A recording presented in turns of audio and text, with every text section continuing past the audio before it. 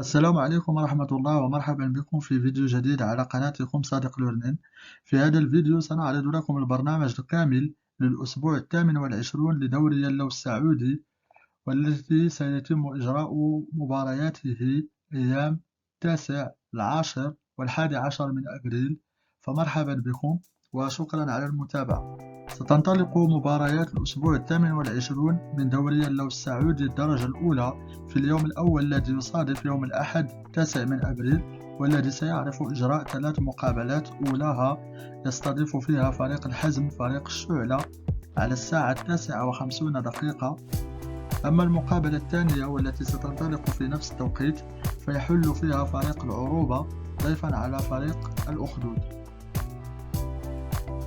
المقابلة الثالثة يوم الأحد سيستضيف فيها فريق أحد فريق الخلود على أرضية ملعب نادي أحد، وذلك على الساعة 10 مساء بتوقيت السعودية وقطر.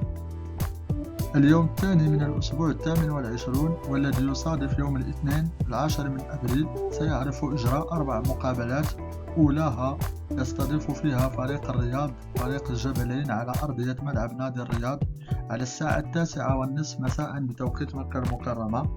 أما المقابلة الثانية والتي ستنطلق في نفس اليوم ونفس التوقيت سيحل فيها فريق القيصومة ضيفا على فريق هاجر على أرضية ملعب نادي هاجر.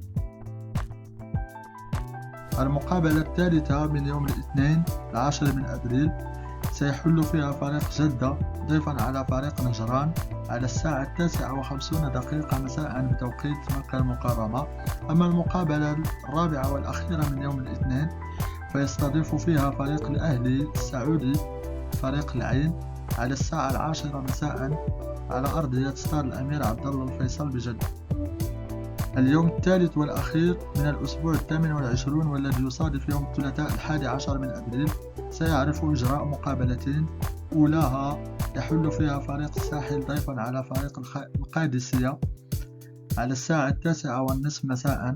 أما المقابلة الثانية في نفس اليوم ستنطلق على الساعة 9:50 ويحل فيها فريق الفيصلي ضيفا على الفريق العربي على أرضية ملعب إدارة التعليم. إذا كان هذا الجدول المفصل للأسبوع 28 من دوري اللو السعودي الدرجة الأولى. فرجة ممتعة. شكرا لكم على المتابعة، وإلى اللقاء في فيديو قادم إن شاء الله.